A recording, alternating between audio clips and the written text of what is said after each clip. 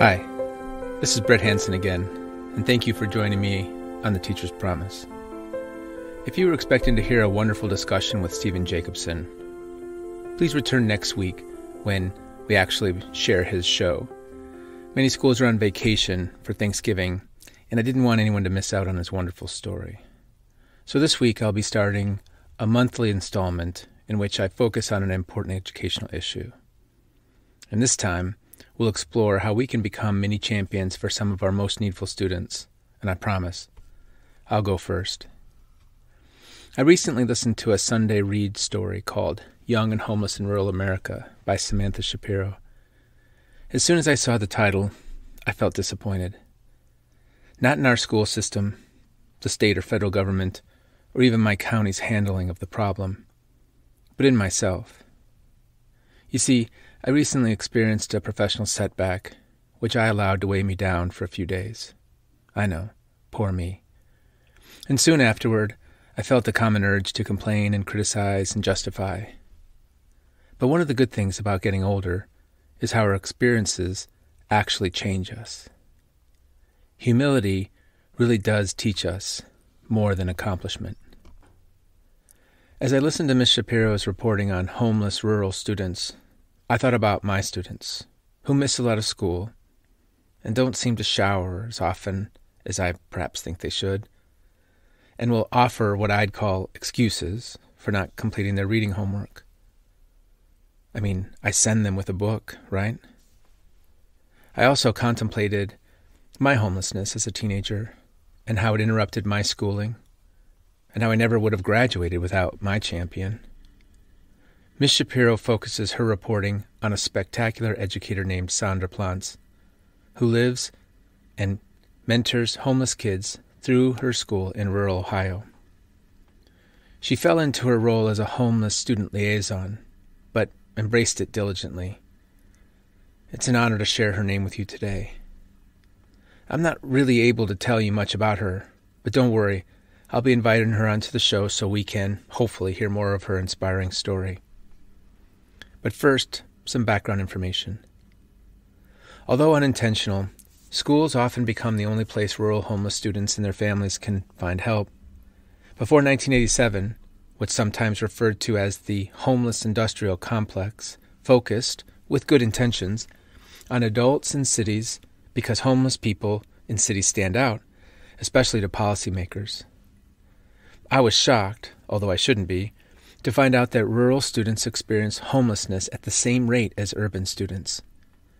And it makes sense that of all cohorts, or groups of students, homeless students perform worst in educational outcomes.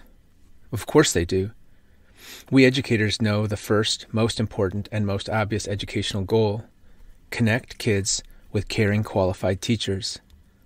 If they miss 25 or 50 or even 100 days out of 170 or 180 school days, they will fail. We know this. We all see chronic absence undermining student learning. People like Ms. Plantz are doing extraordinary work to help these students. What about me? I mean, I was a homeless student who needed 5 years to graduate and only made it because of my champion, Harold Manther. And yet, I remember not that long ago telling myself and anyone who would listen that if the students don't care enough to complete the homework and come to school, it's not my problem. Not my problem. But back to the background information for now. Fortunately, the McKinney-Ventro Act of 1987 mandated free and equal access to the same level of appropriate public education for homeless students. Unfortunately, most schools don't gain access to the grants and resources due to cumbersome legislation and school workloads. Legislation and reporting processes are a major problem because numbers drive change. In 2019, HUD reported 53,692 homeless parents and children in the U.S., while in that same year, the DOE, using data gathered through the McKinney-Ventro Act and other related programs, reported 1.4 million homeless school-age children alone, not including their parents.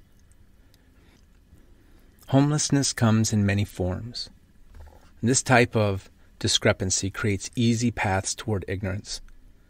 Unintentional, of course, but still ignorance. Counties, districts, and schools are much more likely to neglect problems they can't see. But we see them every day. We teachers see these students every day. It can be difficult to distinguish between homeless habits and bad teenage habits, like staying up too late, playing video games, or surfing social media. But if one of my new-to-the-district students regularly misses class, falls asleep, performs far below potential, and exhibits any other signs of a fractured home life, I must do something.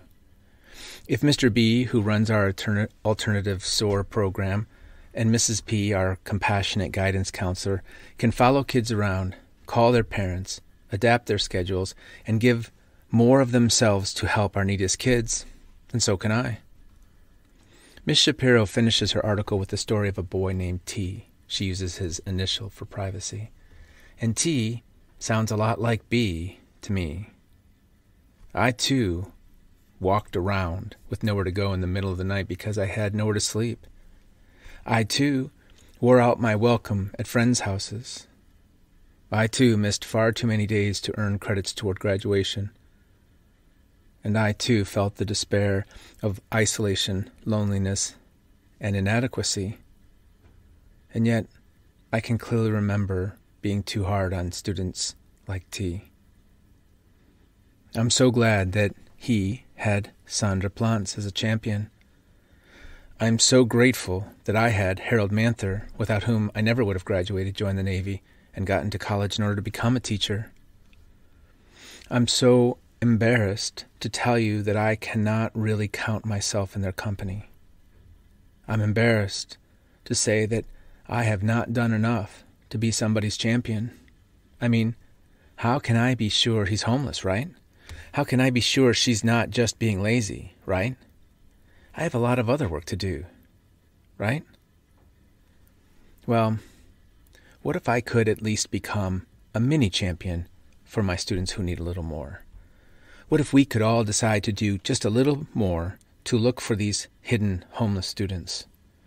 What if a few more teachers followed the example of Sandra Plantz and embraced what I call a success goal, the promise that I will do something to ensure my students reach some type of success that leads to some type of growth as a person and accomplishment? Why wouldn't I? My champion, Harold Manther, taught me long ago an important lesson about the difference between fairness and equality. I clearly remember complaining to him that life wasn't fair, that everyone should be treated equally. I don't remember the exact issue, but we were talking out of one of his workshops in the garage, and we walked out into the bright day out on the driveway, and he stopped to explain to me that equal and fair aren't the same thing. We all know that kids rarely say, life's not equal. They know that, but they still long for fairness. And although I know it's true, I'm sick of telling them life's not fair. So, maybe, in certain situations, I can do something about that. Maybe, sometimes, fairness requires unequal expectations. Maybe, I should remember where I came from and everything my champion did for me before I was able to build my own extraordinary life. And maybe I can be a little more like Sandra Plantz and Harold Manther and Mr. B and Mrs. P, and a little less concerned with what my students should be like. Well, no more maybes for me today. One thing I can do is help kids earn English credits wherever they are. As a certified online instructor, I offer a self-paced, flexible online class called MythLit, which allows students to recover a semester of credit by reading 2 young adult series that focus on Greek mythology and Norse mythology. The Percy Jackson series focuses on the Greek, and the Sea of Trolls trilogy focuses on the Norse. They also research each mythology through animated YouTube videos, which are entertaining and simple for teenagers, and participate in some blog discussions. And then they write 3 essays, a Greek mythology essay, a Norse mythology essay, and a comparative analysis. All they need is a Google account, temporary access to the internet and the books. If you know any kids who need to recover a semester of English credit, they can have the class for free. Tell their counselor to email me at Hanson Education Services, and we'll talk, and I'll share. It's the least I can do, considering all that's been done for me and all our homeless children must endure. I know it's a small gesture, but I don't have to save the world in order to help a student. I don't have to be their ultimate champion every day, just today. I can be a mini champion as long as I do something. If you're curious, click the courses link at the top of Hanson Education Services and read a bit more about the MythLit class. Then tell your guidance counselor or alternative ed teacher about it, and make sure you let them know that they can have it for free for their students. And don't forget to come back next week to hear Stephen Jacobson's story. You don't want to miss it. He's a great example of someone who's being, at minimum, a mini champion every day. Remember, take care of yourself, join us on Facebook, and spread the word. We are all doing great work. See you again soon.